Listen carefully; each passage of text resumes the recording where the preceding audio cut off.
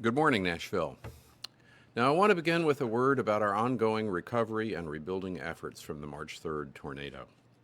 We're grateful for the local work of the American Red Cross, as the Red Cross is a short-term relief organization for the storm. Our friends at the Tennessee Conference of the United Methodist Church will now manage long-term disaster case management.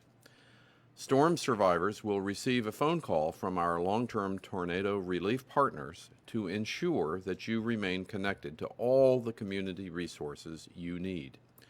If you or a loved one are currently experiencing an unmet need as a result of the tornado, please call Tornado Recovery Connection at 615-270-9255. That number again is 615-270-9255.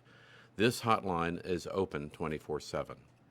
The Community Foundation of Middle Tennessee's Emergency Response Fund is also continuing their tornado relief work with grantee organizations to provide direct relief to residents affected by the March 3rd tornado. To date, the Foundation has received nearly $10.2 million in contributions with $1.38 million in outstanding pledges, for a total of $11.58 million from more than 21,500 individual, corporate, and foundation donors. 93 grants totaling just over $3 million have been made to 83 different nonprofit and religious organizations in Davidson, Putnam, and Wilson counties. A new group of grants will be announced later today by the Community Foundation.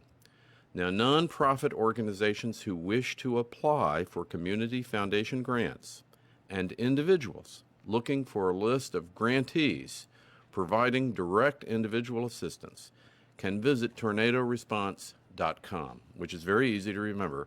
That's tornadoresponse.com. Now, we also want to continue reminding all residents affected by the tornado that the FEMA and SBA application deadlines are quickly approaching on Monday, May 4th. To date, FEMA has approved approximately $2 million in disaster grants for 645 homeowners and renters who sustained uninsured or underinsured losses from the storms. And the SBA has approved just over $9 million in disaster loans to businesses and households.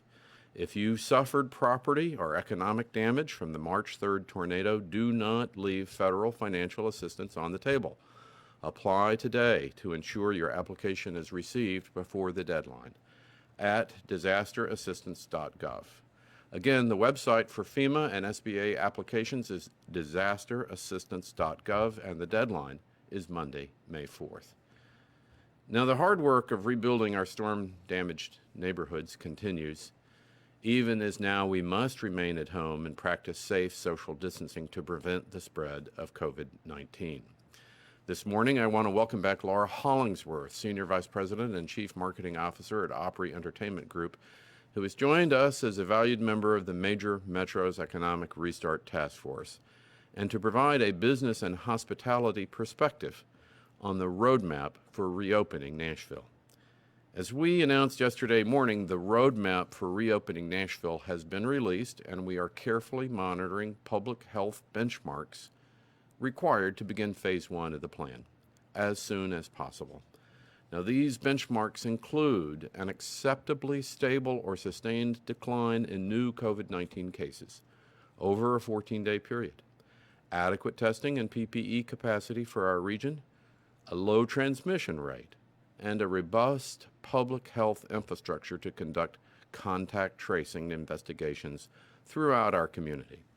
I want to remind everyone that regardless of our progress on our roadmap for reopening Nashville, a complete return to business as normal will take time. We will continue to engage in dialogue as a community to inform and update our economic reopening framework to best suit our residents' needs. Remember, your efforts will largely determine the end of the Safer at Home order in Davidson County. Continue to flatten the curve, and that is the fastest way to get Nashville safely back to work and get our economy back up and running. Please continue remaining safely at home, except to run essential errands and wear face coverings when you are unable to maintain proper social distancing protocols. Now, a wonderful way to change your daily routine while maintaining proper social distance is to take advantage of our many parks and green spaces. Currently, Metro Parks oversees over 16,000 acres of open space, including 178 parks and nearly 100 miles of beautiful greenway and trails. I want to welcome today Monique Odom, Director of the Metro Board of Parks and Recreation, who is here to discuss Metro Parks' role in our COVID-19 response and how you can stay safe while enjoying the outdoors in Davidson County. These are extraordinary times, and I'm proud of the way Nashvillians have come together while practicing good social distancing measures. Let's keep up the good work, keep our rate of COVID-19 cases down, and get Nashville back to business as usual.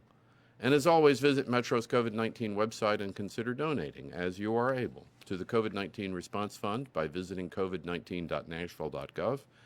You can also visit the website to learn how to obtain direct financial, food, mental health, and social service assistance. I'll now turn it over to Dr. Alex Jahangir, Chair of the Metro Coronavirus Task Force. Thank you.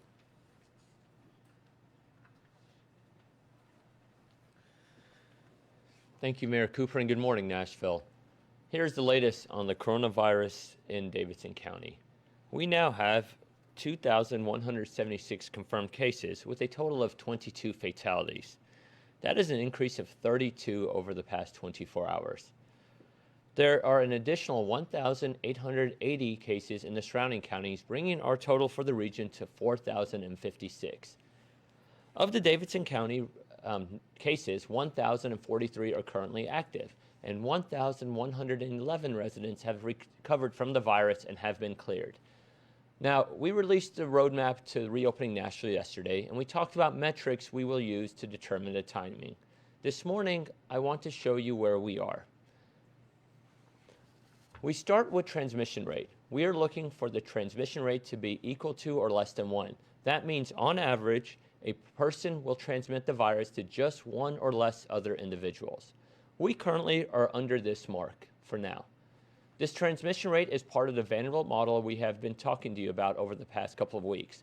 It will be updated this afternoon, and we will be looking to see if there's any change in the transmission rate in our region. Next, we look at the 14-day rolling trend line of new cases. This is based on the rolling average over 14 days. This trend line needs to be flat or decreasing. Currently, we are at a steady state. We are monitoring this closely because yesterday we saw our biggest number of new cases, and today's number is much lower. That's why looking at the 14-day average over 14 days is important. It gives us a better picture than the daily fluctuations.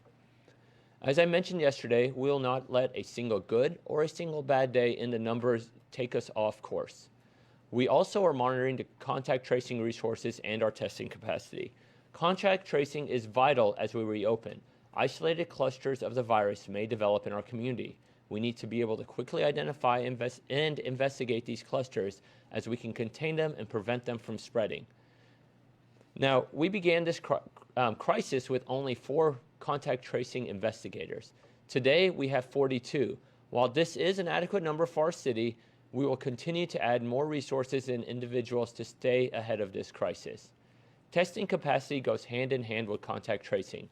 We must have the testing ability to keep an eye on the new cases and to understand where this virus is in our community.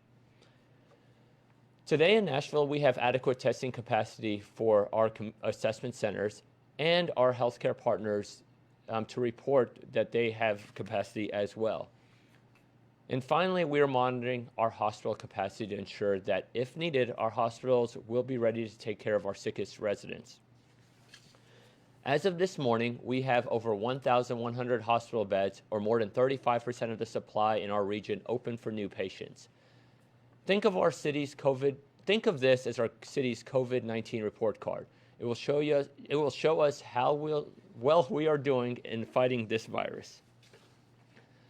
So today's report card shows us that our metrics are satisfactory, but we must remain vigilant and stay the course.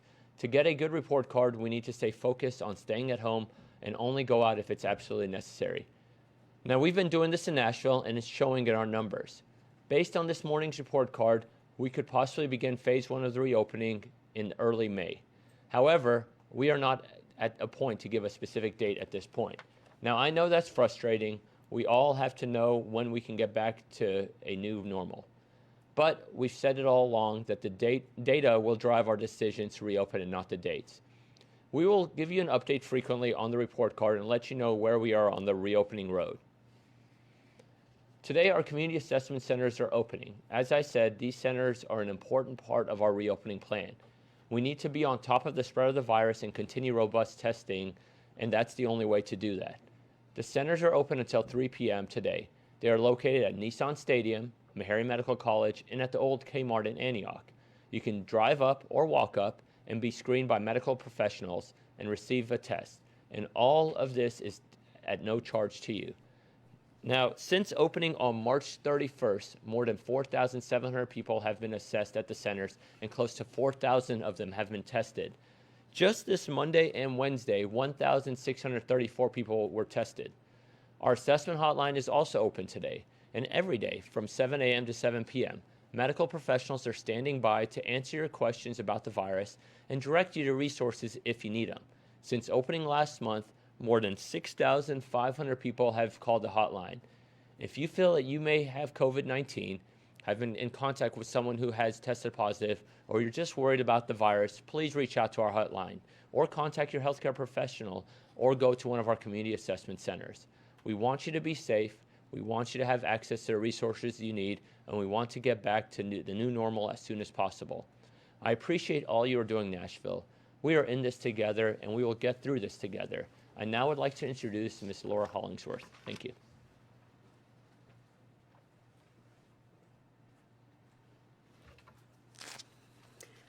Thanks, Dr. Jahangir, and good morning, Nashville. The release yesterday of Mayor Cooper's roadmap for reopening Nashville was a welcome moment for all of us as we start to envision how our city can safely reopen and how we can begin to safely resume life outside of our own homes.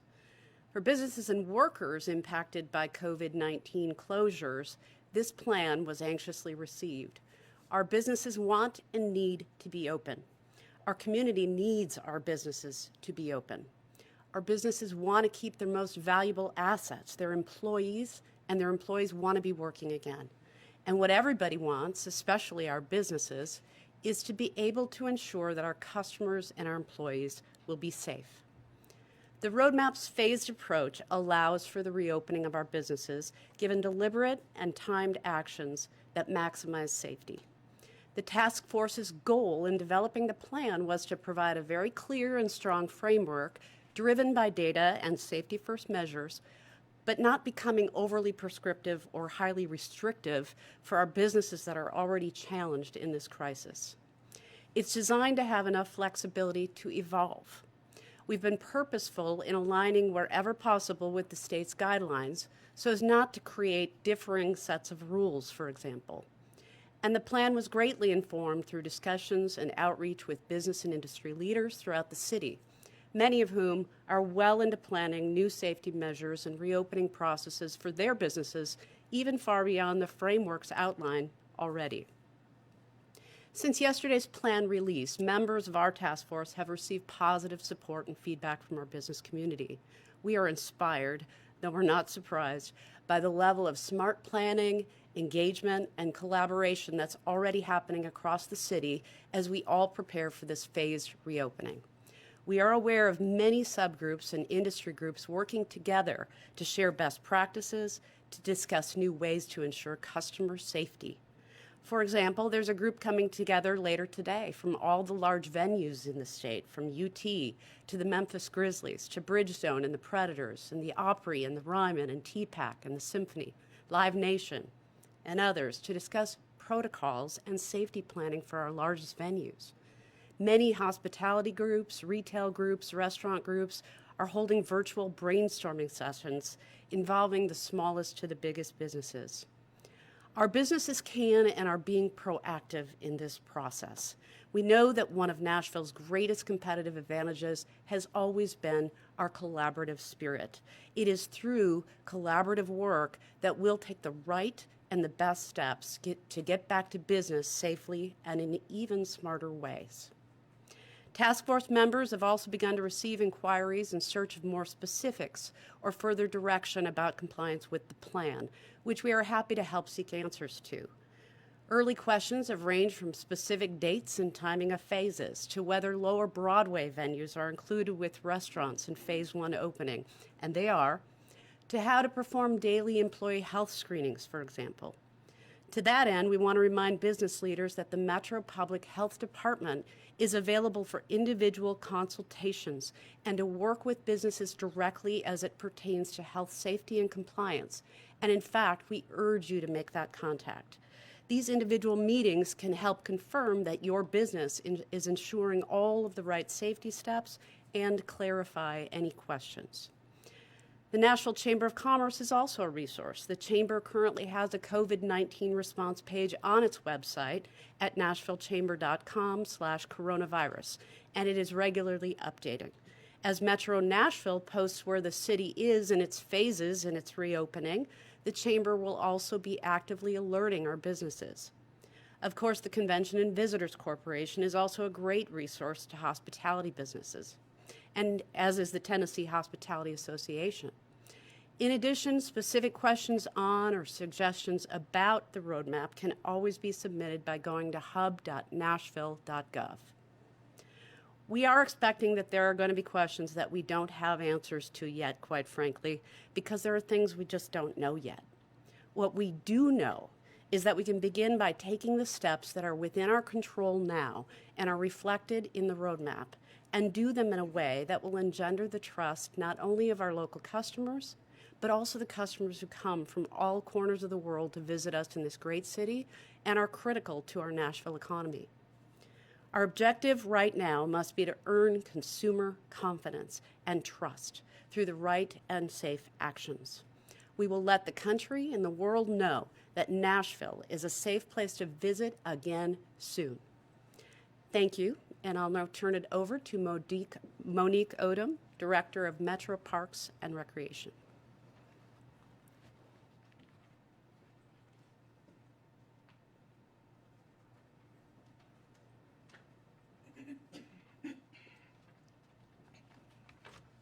Thank you, Laura, and thank you, Nashville, for your support and observing closures of certain parks and recreation features and facilities, and for practicing social distancing when you're in public. As you know, besides washing your hands and staying at home away from others when you're sick, social distancing, that is, remaining socially connected and physically distant, is one of the best strategies you can use to reduce the spread of coronavirus. Parks Police continue patrols to remind parks users of social distancing protocols. Now, we recognize that physical distancing may take a toll on our mental health, especially during high-stress and anxiety-producing global public emergencies. We know that parks provide a connection to the outdoors and green space, as well as opportunities for physical activity, which studies demonstrate reduces stress and improves mental health. And we also recognize, now more than ever, the power of parks and open spaces as essential resources for health and wellness. We are blessed to have an expansive park system in Nashville that spans the entire county, and as Mayor Cooper mentioned, includes over 16,000 acres of parkland, 178 parks, and nearly 100 miles of greenways and trails. So distancing should not be a challenge. We believe that many parks, trails, and open spaces can continue to be used in a safe manner that allows people to enjoy the mental and physical health benefits of these spaces. We want you to get out there and enjoy these green spaces, but you must do so safely, remembering that your choices impact us all. We will continue to turn to National Recreation and Park Association best practices for guidance and work closely with the COVID-19 task force to determine when park features will open using a phased approach. Our local parks, trails, and greenways have always served as places where people can find respite and seek peace and restoration. During this time of uncertainty, these places are needed more than ever. Let us all do our part to use them in a way that respects each other and public health guidance. Thank you for your support and cooperation.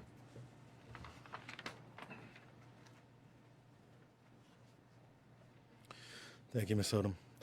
We will now start the Q&A segment of today's briefing.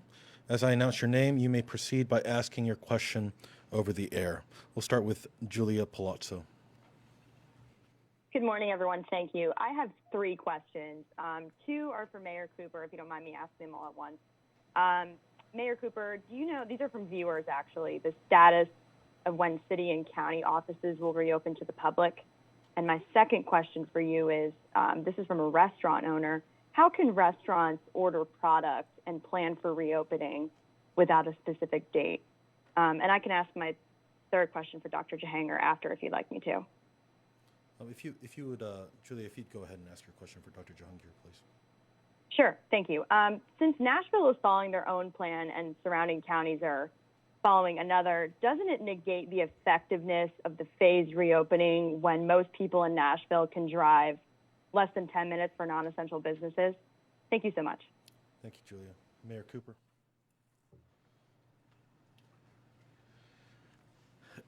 Thank you, Julia. City and county offices will reopen on the phases of the roadmap being implemented. So essential things, of course, are continuing on right now. Police, court system in terms of being able to operate. And as the county is able to reopen, then all the services of Metro and offices will reopen. The question from the restaurant owner, I think, is give us enough time. And that's what we're trying to do this week, today, this meeting. We're alerting people that the start, hopefully, is around the corner. But we will let people know with adequate notice to start. Now, people need to be aware that some businesses are going to need to start slowly. In the case of restaurants, 50%, retail, 50%. So we can all bring up our capacity together. Thank you.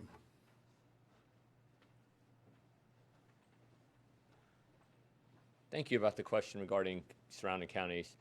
So Nashville is a regional city, and during full times, about almost 1 million people drive into Nashville when we're at full business every weekday. Part of the reason I share with you almost every morning, and I did this morning, nearly 2,000 or a little over 2,000 people in Nashville have the virus, and nearly 2,000 in our community have the virus in surrounding counties, is because, yes, it's all interactive. But here's the thing. We are following the science and the data to, be the first in the state to do the safer stay-at-home order. We are going to reopen in such a fashion. We are grateful for our regional mayors and partners who saw that we are all in this together and had a safer-at-home order placed in our regional counties. And I hope that as we do a data-driven reopening, that our regional mayors will also do the same. But Mayor Cooper's commitment and my commitment and everyone else's commitment is to the people of Nashville, and we will do the best for the people of Nashville. Thank you. Kara Hartnett at the Nashville Post. Hi, thanks for the question. I have 2 today. So my first one is local businesses are starting to put out promotions saying the open on May 1st. Are you guys hearing? Hello, can you hear me? Yeah, you're breaking up a little bit. Could you repeat your first question, please? Yeah, if businesses are starting to put out promotions saying they'll be open on May 1st, are you communicating with businesses and what will happen if they open then? And my second question is about the assessment centers. It looks like they've seen increases in testing. Can you talk about what you're seeing with demand and whether that influx was from identified clusters or people generally just seeking tests. Thank you, Kara. Dr. Jahangir? Kara, thank you. Our safer and home order right now is until May 1st. And if we need to extend that, we will. And we asked our friends and community of Nashville to continue following the order as they have been for the most part. But we do have our enforcement arm if need be. So that's the thing regarding safer home. As of right now, it's May 1, and if it needs to be extended, we'll extend it and continue the enforcement as needed. Regarding the assessment centers, you're right. We had almost 1,600 people Monday and Wednesday, maybe even more than 1,600. To put that in terms, I mean, the first few weeks were in operations, we had a total of 1,600. Part of that increase part of that increase, I think, is there's just more demand. People are recognizing the need to get it. This is not a single cluster that we're pushing towards one facility or another. I mean, these are just people wanting more demand, and we're fortunate to be able to provide the people of Nashville what is needed.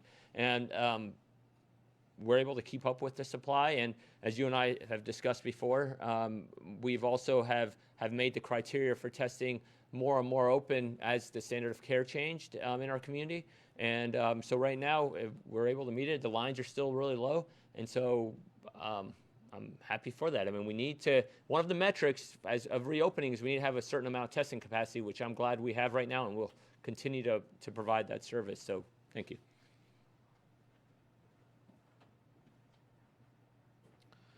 Nancy Amons at News 4. Go ahead, Nancy.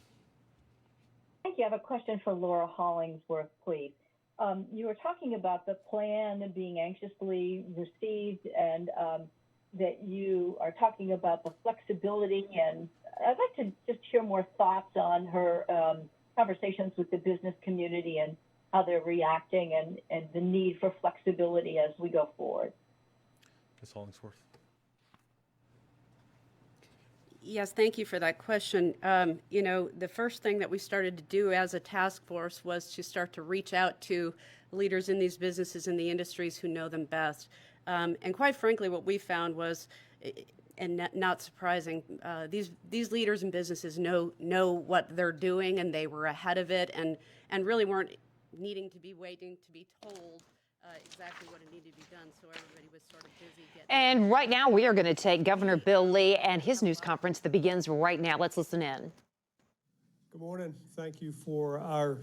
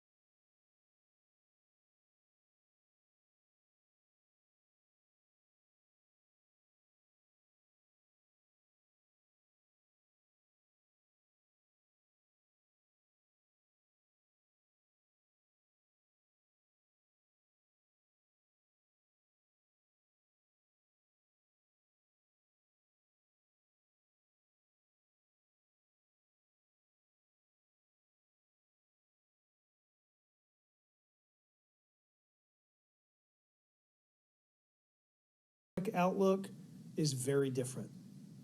On the economic front, 15% of Tennessee's workforce filed unemployment claims as of this week.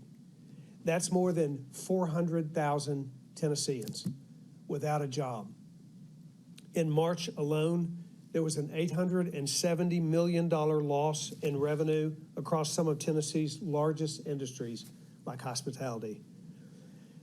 As both employers and employees struggle, state officials predict a $5 billion loss in the gross domestic product for Tennessee in 2020.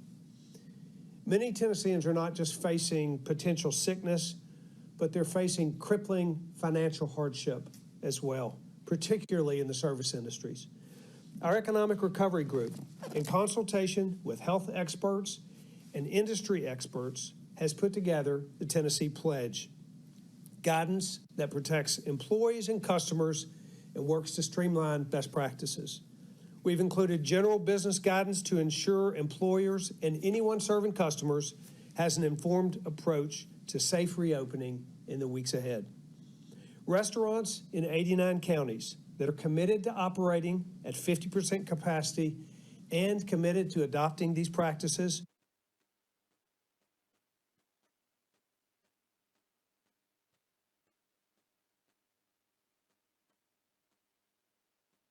Okay, it looks like we are having a technical difficulty. So as soon as this resumes, we will take Governor Lee and listen to what he has to say.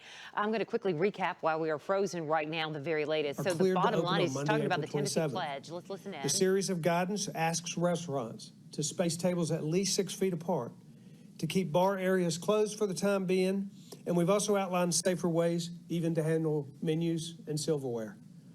Although we are known for our music, we're asking that restaurants focus on safe delivery of food services for right now and don't utilize live music for the time being, especially as we work to socially distance.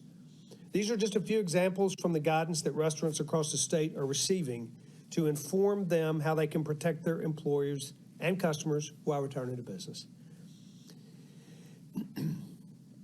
Today, we've also released guidelines for the retail industry, which includes both retail stores who are reopening and those who have remained open as essential businesses. Retailers in 89 counties outside of the 6 counties of major metros will be allowed to operate on Wednesday, April 29th at 50% capacity. In addition to social distancing and sanitation measures, we're asking retailers to use gloves and face coverings, create more opportunities for social distancing by considering delivery or curbside pickup options, and even dedicate special shopping hours to the elderly and the medically vulnerable and healthcare workers. These are just a few examples of the measures that we're asking retailers to adopt as they welcome the community back into their establishments. Mark EZELL will be providing more information about these details in just a moment. Now, while this first round of guidance covers many Tennessee small businesses, we want to continue to issue guidance for others. Our approach to rebooting the economy, it must be steady and methodical and empower opening in a way that doesn't jeopardize all of the strides that we've made so far in attacking COVID-19.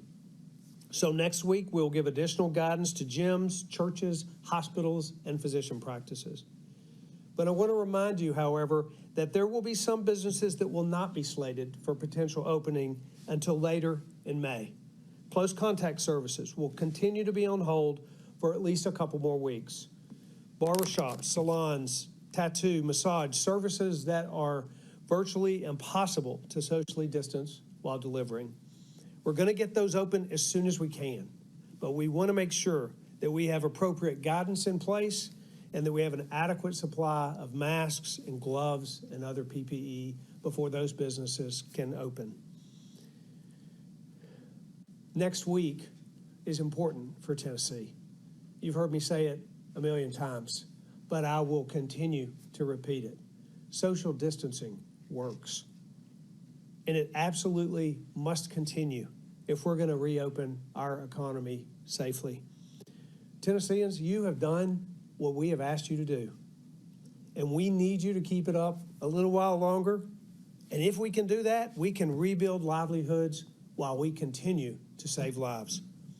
Until we have a vaccine, it is imperative that we all work together, each other, even in small actions like wearing a cloth mask or operating at half capacity.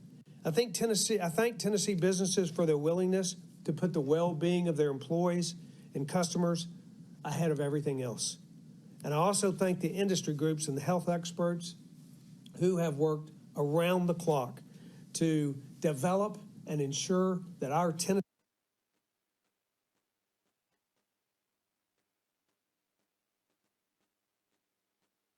someone who's worked in the business community for over 35 years, I'm committed to restoring our state's economic health and getting Tennesseans back to work safely. As Commissioner of Tourist Development, I've seen the devastation firsthand. As tens of thousands of my colleagues and friends at restaurants, hotels, attractions, and museums have lost their jobs. The economic shutdown has devastated individual workers and businesses, large and small. And thanks to the work of Governor Lee, the Health Department, Unified Command Group, healthcare workers, and all Tennesseans, we are grateful to be at a place where we can focus on getting Tennesseans back to work in 89 counties, with most businesses allowed to open next week. Our Economic Recovery Group has worked around the clock to outline these steps and guidance for a safe, careful, and phased reboot of our economy while following federal guidelines to protect citizens. Today, we're pleased to share the first look at our Tennessee Pledge with specific guidance for retail and restaurants and how to get them open safely next week in those 89 counties. The Tennessee Pledge is our commitment to help Tennesseans get back to work in a safe environment and restore their livelihoods. I want to be clear, we are not returning to business as usual. Within the guidelines released today, we ask that businesses allow employees to continue working from home whenever possible. We want to take steps to protect customers and employees like temperature checks, cleaning and disinfecting protocols, and wearing cloth face coverings. We want to continue to practice social distancing and avoid gatherings where appropriate spacing is not possible. Together, we must pledge to adhere to these important guidelines to keep our families and neighbors safe. So starting Monday, restaurants will have the ability to operate at a 50% capacity under the guidance we're sharing today. And on Wednesday, retail will have the ability to operate at 50% capacity. Economic health is important to the livelihoods of all Tennesseans, and our Economic Recovery Group will continue to work on communicating, collaborating, connecting with industries to get Tennesseans back to work in a safe and healthy environment. The ERG collaborated with associations that represent over 100,000 businesses and over 2 million Tennesseans. This is not a one-size-fits-all approach, so we'll create guidance according to need. And we want to be clear, as the governor has said, not every industry will be able to reopen safely now or all at once. It's like a dimmer switch, and we are installing dimmer switches in all of our industries. This will be a gradual return to business, and additional plans will be provided over the upcoming days. So I want to say thank you. Thank you for the feedback from the health experts, state and local partners, business and industry leaders, and from you, for we received responses from over 1,500 Tennesseans in 73 counties. And along with numerous legislators' feedback, we've taken this feedback and accounted it in our plans for this phased approach. Our Economic Recovery Group will work with the Unified Command, which includes the Department of Health, and adjust as we evaluate changing data. Continued testing and contact tracing are critical to ensure that we can reopen the economy and mitigate the spread of this virus. So this is a careful, data-driven, phased approach because the health and safety of Tennesseans is our #1 priority, including restoring our state's economic health. And I'll be happy to answer questions. Thank you, Governor. Thank you.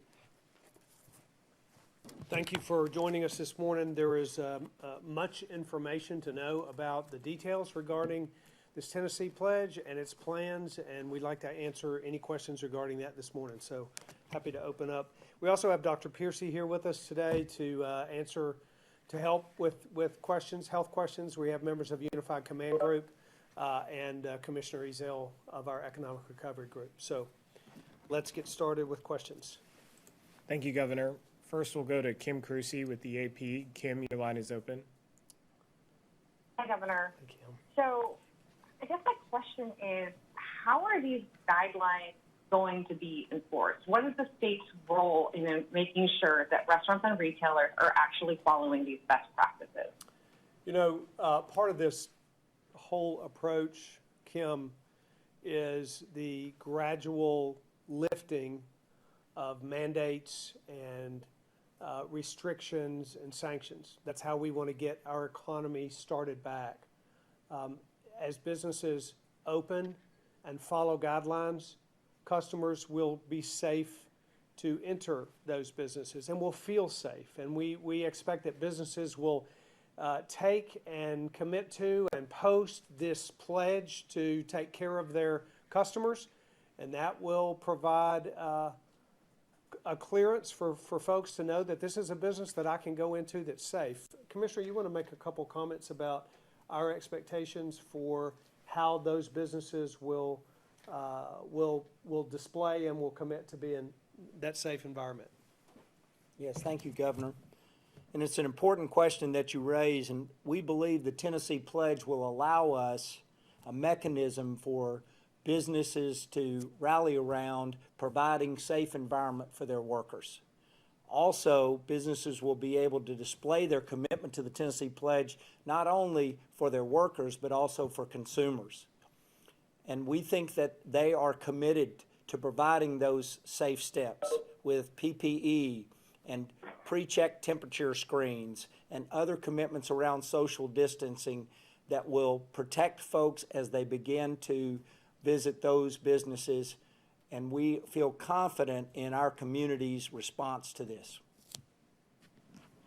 But as of right now, there is no intention of the state to enforce these best practices. We think that the consumers will enforce them, the business community itself will enforce them, the industry groups that have influence and impact and develop guidelines for industries. That's how this is going to be enforced.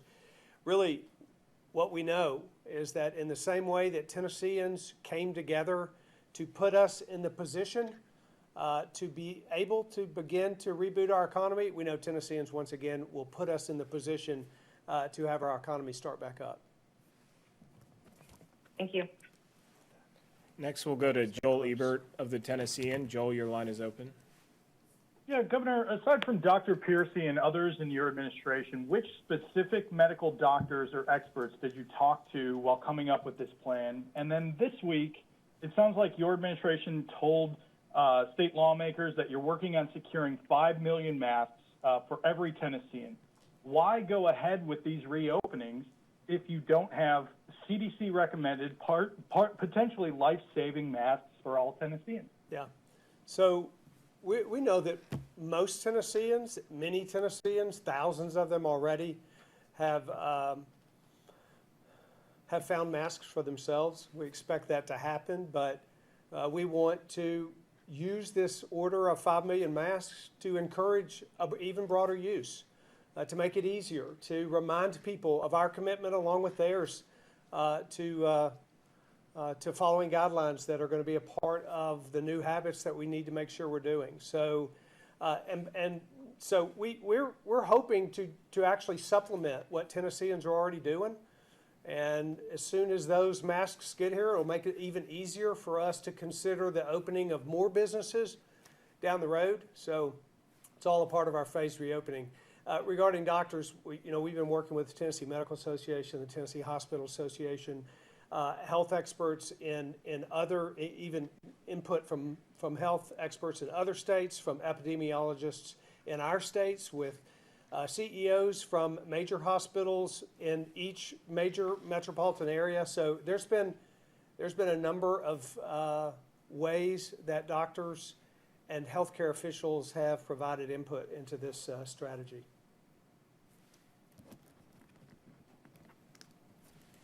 Next, we'll go to Sergio Martinez Beltran with WPLN. Sergio, your line is open. Thank you, Gilliam, and good afternoon, Governor. Governor, you have talked about how your administration is looking at the growth rate and the steady decline of the growth rate as one of the metrics to reopen. But the reality is that that growth rate for the last few days has increased. So I'm wondering, if that's actually the metric you should be looking at to reopen. And if not, can you explain a little bit your process behind that? Yeah, thanks, Sergio. There are a lot of metrics that we look at, that being one of them. Dr. Pierce, you want to talk about that trajectory and how clinicians look at that? Sure. The governor just said a key word, trajectory. Another word you can use is trend. And you're exactly right. The numbers over the last 2 and perhaps even the last 3 days are a little bit higher, and it tells you exactly why you have to take that into context. Over the last 2 or 3 days, we have added the results from our mass prison testing, specifically in Bledsoe County at Bledsoe Correctional. They've had a high number of positives. That's what we call a high yield population. And anytime you do testing in a high yield population, which is where you expect to get more positives than you would in the general public, those numbers are going to be higher for that day. I can't stress the importance of not focusing on just one metric and not focusing on just one day. That's why we look at multiple metrics over the course of about a 14-day period to determine a trend, because we do expect to see some blips in that. Just as if you were watching the stock market or anything else, you can see a trend over time, but not put too much credence into one particular data point. Commissioner, so you've also talked about how when businesses reopen, the state is going to see an increase in cases. How are you going to still look at those metrics and still get to the conclusion that the right thing to do is opening when you're still seeing more cases popping up every day? You make a good point that we are not done looking at data. In fact, I would submit that we need to be more cognizant of how our trends are moving now, even than we were before. So we're looking at things like day-over-day growth rate. We're looking at a metric that you may have heard us called, sometimes it's referenced as R0 or R subscript 0, which is the reproductive rate. That is the transmission score that is now at about 1.0, but has been much higher in the past. We also look at the overall positivity rate, so how many positive cases we have relative to all of the tests we've done. So lots of different metrics to look at, again, not just one and not just one day. Governor, thank you, Commissioner. Thank you. Next, we'll go to Chris Davis with News Channel 5. Chris, your line is open. Good morning, Governor. The Tennessee Medical Association has recommended a county-by-county approach for reopening. Have you considered that approach? I also wanted to ask you, Tennessee has tourist destinations across the state. What is your message to out-of-state visitors? When is it okay to come back to Tennessee? I'm going to let Commissioner Ezell talk about the specific message and around our tourist destinations and when we expect those tourist destinations to be opening. Your first question, the Tennessee Medical Association suggested a county-by-county approach. We've also been working with the Tennessee Medical Association in our opening plan, as I said earlier, along with the Tennessee Hospital Association. And what we believe is that the strategy of 89 counties, which are the lowest population counties in our state, so that there is a clear understanding across the state of the plan so that we don't have a confusion across the state about different plans in different areas. That's really been our strategy, recognizing that our 6 major metropolitan areas have unique circumstances, which is why we want to work and have been working with the leaders from those metropolitan areas to make sure that we have a complementary opening strategies. But we believe that the efforts and the phased-in strategy, the geographic approach that we're taking is the one that's right. I'm going to let Commissioner Ezell speak to your tourism question. Thank you, Governor. Here's what we know. What we know is that in those 89 counties, 170,000 people are employed in retail. And we know that 150,000 are employed in restaurants. This week is about opening up those opportunities for some of those people to be able to get back to work. Here's what we don't know. We don't know when we will have solutions for the tourism industry regarding tourist attractions. And so in that careful phased approach, we've implemented a strategy that allows us to be able to get Tennesseans back to work, and we continue to evaluate and work through guidance so that we can, when it's time, help those tourist attractions and others be able to get back to work. We know right now we are not encouraging travel from other states to come into our communities because in this careful phased approach, our most important priority, again, is the safety of all Tennesseans, but also helping those Tennesseans who have lost their jobs have the opportunity to get back to work.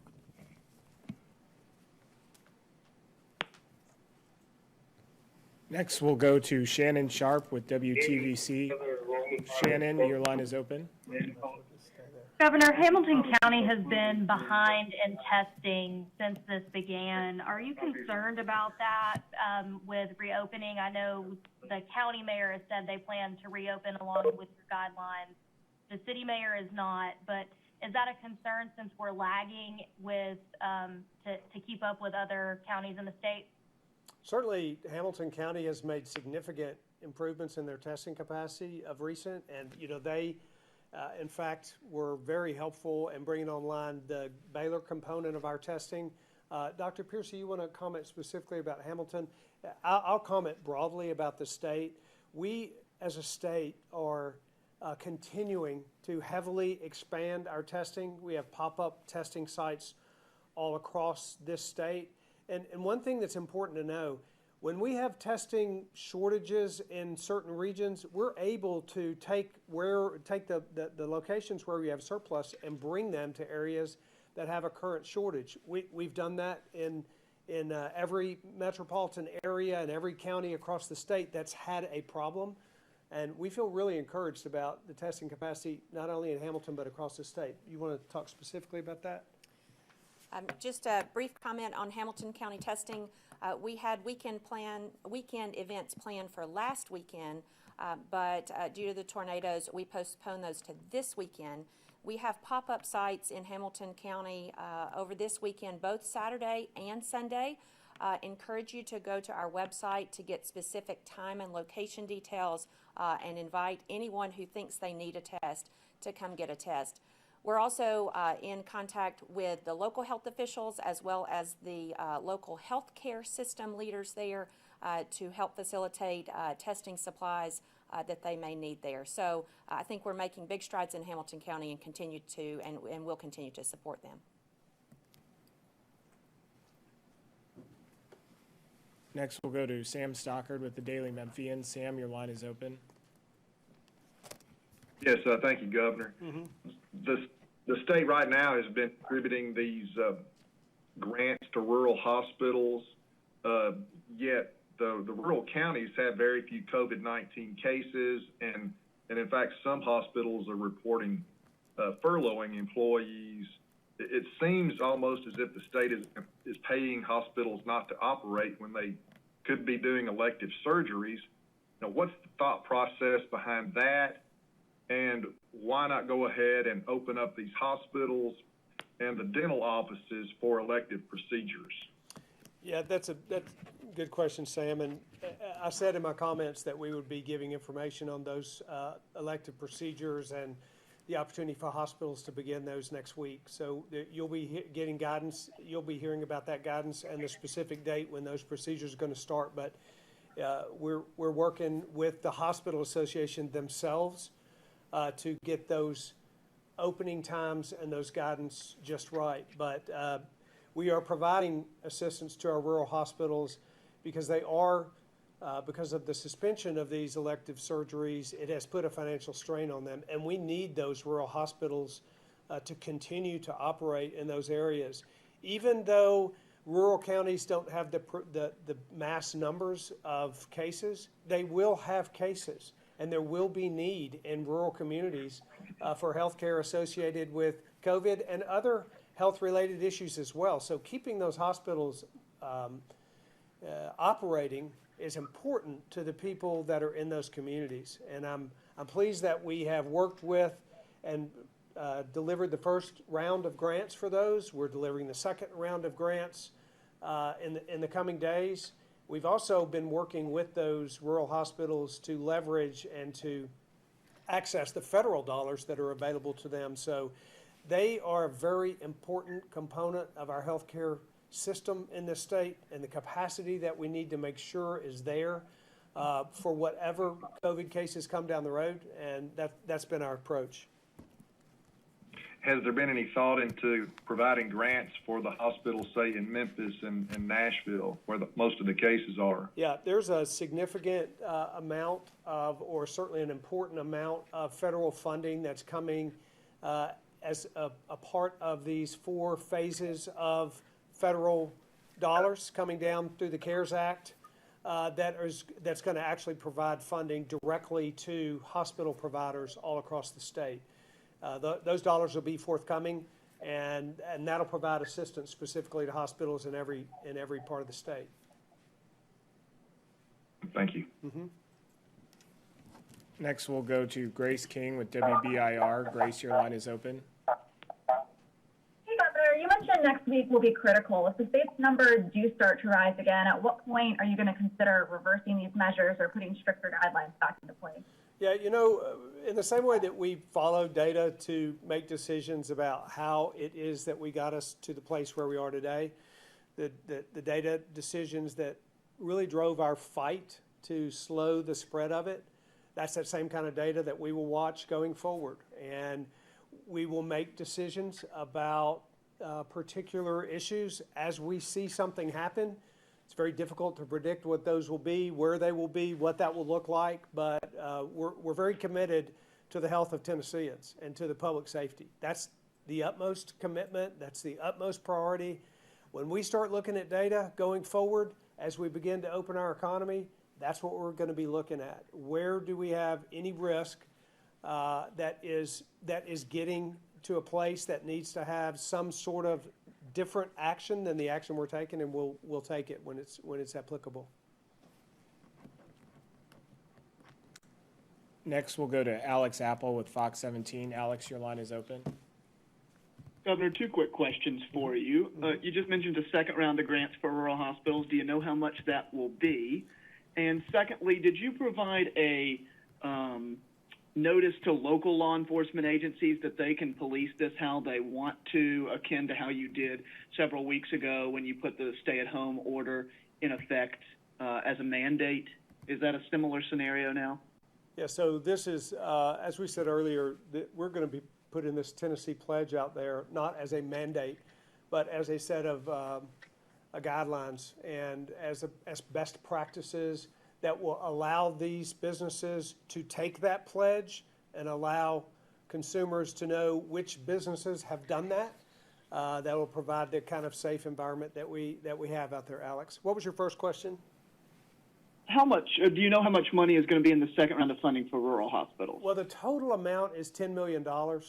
And the specific amount of the second round I don't have. We're getting applications and have already received applications from those providers for those grants. Part of what we're using that grant money to do is to leverage federal dollars so that when those small hospitals get one of these grants from the state, it allows them to be matched with federal dollars. So we look at the individual needs of that hospital to create that grant process. But I don't have the specific numbers around those grants or the amounts they'll be, but the total pool of that available to those rural hospitals is $10 million, which actually leverages significant more than that in federal dollars. So it's more than a one-to-one match scenario?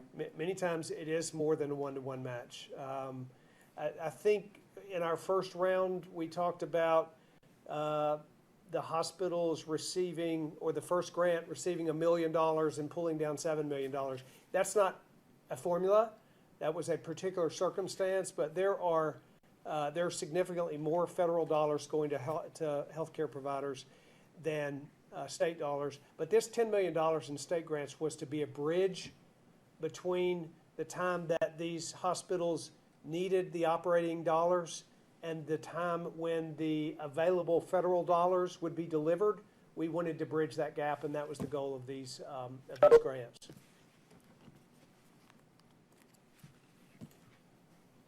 Next, we'll go to David Floyd with the Johnson City Press. David, your line is open. Hey, Governor. I think you had mentioned that you're anticipating to release more guidance for hospitals and physician groups next week. But is there anything you can say now about what that guidance would entail when it comes to elective procedures, access to facilities, and visitation?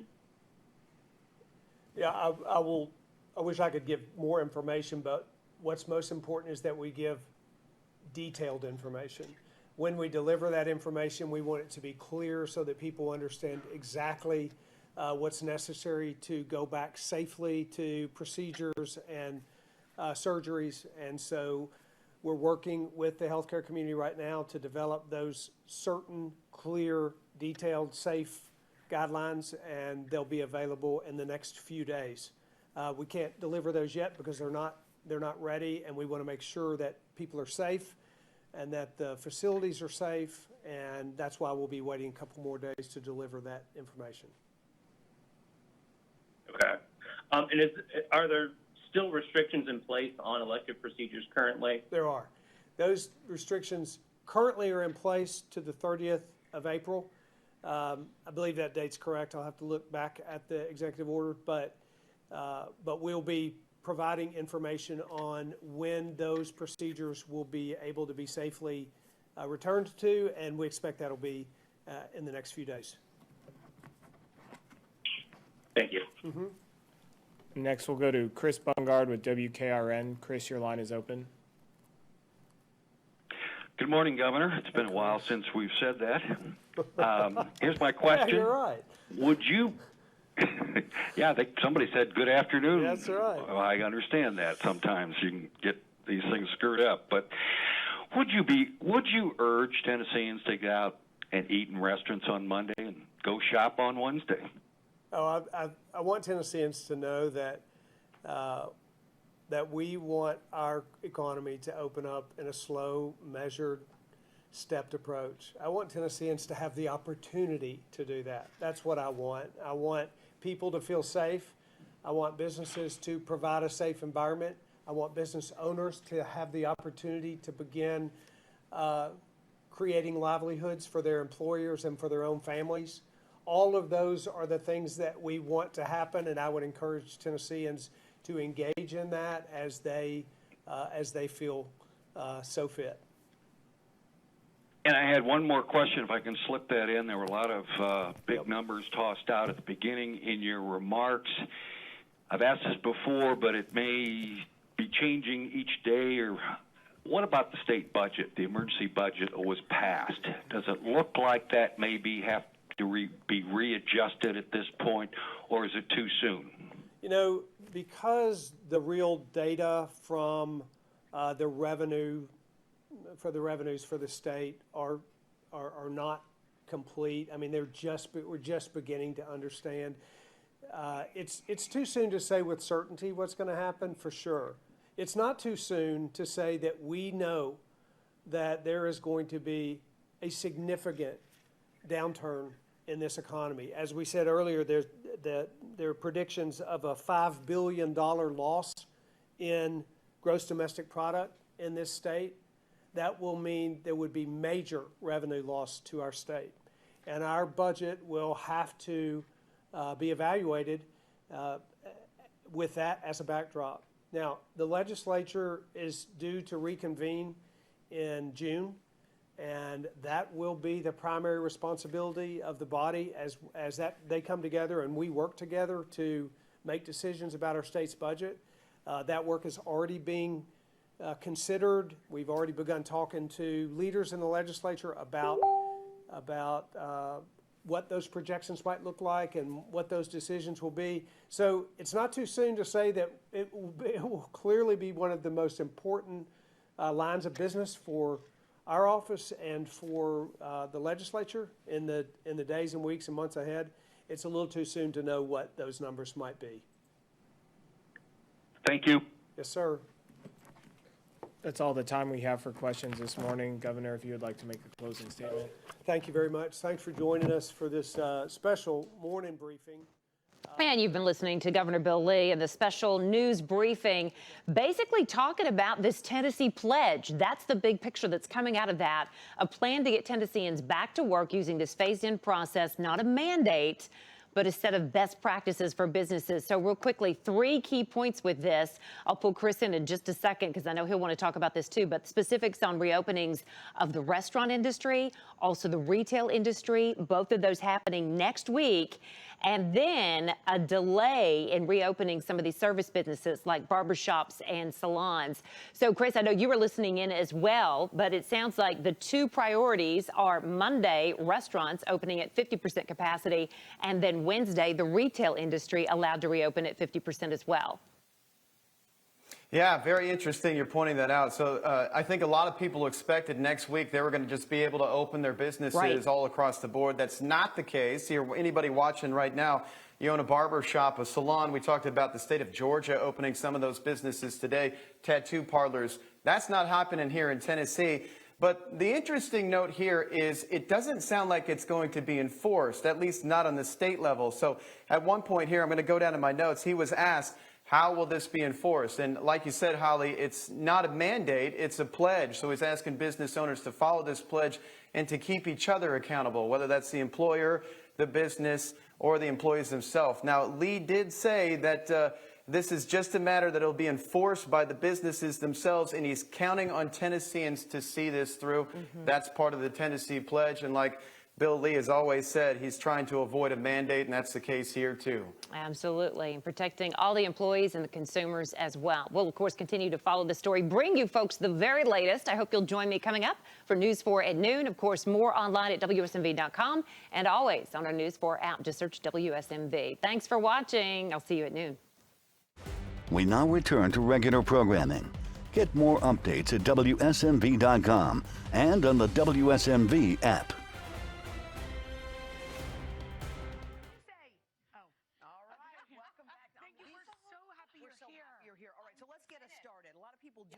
Change and they don't know how. So how do we get to the good straws? Let's get rid of the plastic straws. There are a ton of alternatives out there right now. Here is a selection. There's a ton of brands people can research on their own, but stainless steel is one very, very good option. Super durable, super reusable. You can throw it in the dishwasher and easy to clean. A lot of these come now, this one like from Vantic, with comes with its own little kit. And its own little washer. Exactly. Yeah, that's great. You do need to clean them. Anything reusable, you do need to clean. The thing with stainless steel and metal, it gets hot when the drink is hot. It stays cold when the drink is cold. You can put silicone tips on it. Yes. That helps you out. But there's also silicone straws you can use. Bendier and reusable and, of course, recyclable. This is super natural. Bamboo. I mean, you could literally toss it into the yard when you're done with it, but don't do that. Yeah, but maybe again, not. reusable and keep them clean. Paper straws, too, have come a very, very Tell long us about way. your favorite coffee mug. So instead of getting the, going to the coffee shop and getting the plastic cups, or with the paper has plastic on the inside, right? Say goodbye to the disposable cups. They always have plastic lids, too, when you're walking away with them. This is a great one from Yeti. It's called the Ramble. tumbler, which is a great name. And forget about it. It keeps hot drinks hot and cold drinks cold. But it also, you can use it for oatmeal or soup or anything else. It's a ton of different uses. Just keep it in your office. This one looks good. It can fit in the cup holder. Can I just shout out my husband Paul real quick, because oh my gosh, he found this for me. I'm such a klutz. I spill everything. Me too. This has a locking mechanism. Keeps hot coffee, hot all day. Love that. Contigo makes another great brand, and you can research more online. There's a ton of options out there, but just get rid of the disposable cups. Okay, I think Saran wrap and Ziplocs and all those things. And like for kids' you don't snacks. need. Yeah. These are both great options. Beeswax wrap. So there's tips out there. You can even make your own if you're feeling crafty, but you can buy these. They're reusable. They're a little stiff when you get them. The more you use them, they break down. Wash them with a little soap and water. It's funny. I got a bar of soap as a gift wrapped in one of these, and I was like, what is this? You get to reuse that too. Isn't that cool?